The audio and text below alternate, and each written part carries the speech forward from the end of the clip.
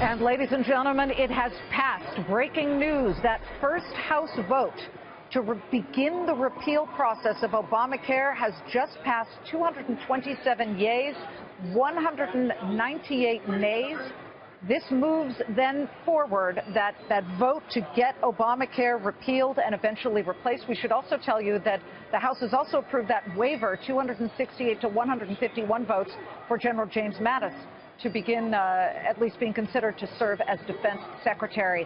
Let me bring in, he's a little breathless because he just ran in front of our cameras, somebody who just voted in favor of repeal, Republican Congressman from Pennsylvania, Tim Murphy.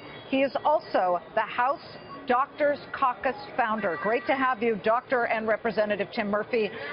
9 Republicans voted against it. Do you have any granularity on why they voted against it? Because 0 Democrats voted for it. We would expect that. What about the 9 Republicans who are still very reticent? They wanted some more guarantees in terms of what will be done with the replacement, or they wanted to make sure the replacement coincided this moving at the same time. They'll be with us in the long run. They want to make sure we have a solid replacement package. We've been working on that. We've got a lot to do on that, but we will make sure that no one's going to be left out. There'll be a smooth transition over the next couple of years with this.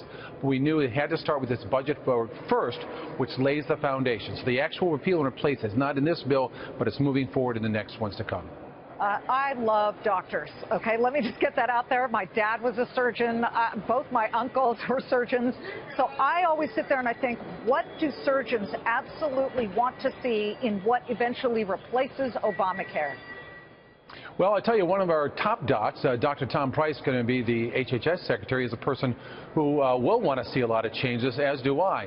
What happened with the Affordable Care Act, it ended up costing patients so much in terms of the cost of their policy and mostly their deductibles and copays that many of them simply put off care. Remember, one of the promises here for this bill was you'd see less people in an emergency room. Actually, it's had the opposite effect. People delayed care because they didn't want to pay for it at first. Then they show up in an emergency room. So we have decrease in outpatient care, increase in inpatient and emergency room care. So the cases are coming in with more complexities, more problems, more chronic illness along those lines. But there's other things yet to come in this too. What I'm fighting for example, is we recognize, for example, with Medicaid, 5% of the people in Medicaid are responsible for 55% of the cost. Now think about that. If you're a business, you say, how do we reduce the cost? Well, you can reduce your labor costs by paying your workers less money or cutting some, or use cheaper materials. Those don't work in the area of health care. So what you got to do is say, how do we make health care delivery more effective and efficient? That's something I want to see, and that means an integrated care model, physical and behavioral medicine working together, because many of these people, the chronically who cost a lot, have a concurrent psychological disorder too. But Congressman, we know that the most sick people, the sickest people are the ones who really need insurance, and then you have the people who didn't like the whole you've got to buy coverage, and they felt young and they felt that they didn't need that coverage. Who is going to pay for the sickest who are unemployed and don't have coverage from their employers? That, I think, is a huge question.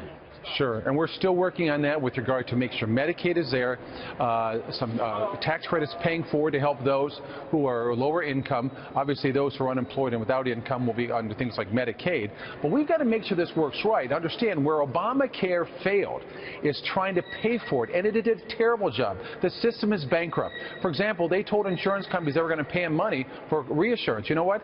They didn't pay them anything. They owe them tons of money, billions. They told people that they would do this cost-sharing reduction. It turns out they stole that money from another account, not even authorized or appropriated by Congress. That's a serious problem, which I'm looking into. So it's a bankrupt system. So the point is, it's efficiencies and value and getting to people early on. That's where we'll see the cost savings. But we're not going to leave people hanging out there. There's the crowd that says health care is a privilege, not a right. Although if we're a first world nation, there are other first world nations that have figured it out, and we know that when people don't get coverage, they end up really hurting the cost curve because they show up on the floor at hospitals at their worst point, and that costs all of us who are paying. But in the end, Dr. Murphy, I love calling you Dr. All of you at the Doctors Caucus, and not to mention there are many Democratic doctors too who serve in Congress, but the fact is that people are not sure there's something right now to replace it. When will we have that? We are meeting as a Republican retreat over the next several days, and next week we're going to go and work on this in more detail and roll out something after that. Look, there's a lot of ideas being generated. We know there's several things. We're going to have more details out there. We're going to make sure people are covered. This will not be things that take place in 2017 because insurance companies themselves are already dealing with the 2017-2018 rollout. So probably over the next couple of years, I don't think people have to worry about that. It really is how we're going to put these things into place for 2019-2020. Congressman Tim Murphy, thank you.